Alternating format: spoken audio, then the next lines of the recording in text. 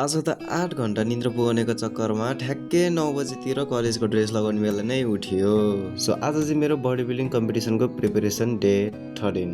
So आज चाहिँ धेरै नै ढिलो उठेको थियो किनभने 8 घण्टा निद्रा पुगाउनु थियो आफूलाई जसरी भए पनि। सो त्यही निद्रा पुगाउनेको चक्करमा आज ठ्याक्कै 9 बजेतिर 9 बजेर 10-15 मिनटमा उठ्यो र छिटो फ्रेस भएर रेडी भएर म चाहिँ कलेजतिर लागेँ र आज चाहिँ हाफ टाइममै आउने प्लान भइसकेको थियो अलरेडी नै, किनभने बिहान उठेदेखि नै मेरो बडी एकदमै टाइट भइसकेको थियो, दिमागदेखि लिएर शरीरदेखि पुरै टाइट भइसकेको थियो, बडी पुरै थकानै भइसकेको थियो। सो त्यही भएर कलेजबाट चाहिँ म चाहिँ हाफ टाइममा छुट्टी लिएर रुममा आएँ र लुगा चेन्ज गरिसकेपछि मैले दुध लिन गएँ र दुध ल्याइसकेपछि चाहिँ मेरो जुन मिल्कसेक हुन्छ त्यसलाई चाहिँ बनाएर कन्ज्युम गरेँ र त्यसपछि थोरै काम गरिदिउँ भनेर लुगासुगा धोएर म चाहिँ एकछिन ढल्केको मात्र कि त्यही निदाइसकेको थियो। सो उठेर फ्रेस भइसकेपछि म चाहिँ एकछिन बाहिरतिर डुल्नतिर लागेँ र आज चाहिँ जिम हुँदैन भनेर अलरेडी हजुरहरूलाई थाहा नै छ, मेरो वर्कआउट रेस्ट चल्ला छ। सो आज चाहिँ जिम हुँदैन।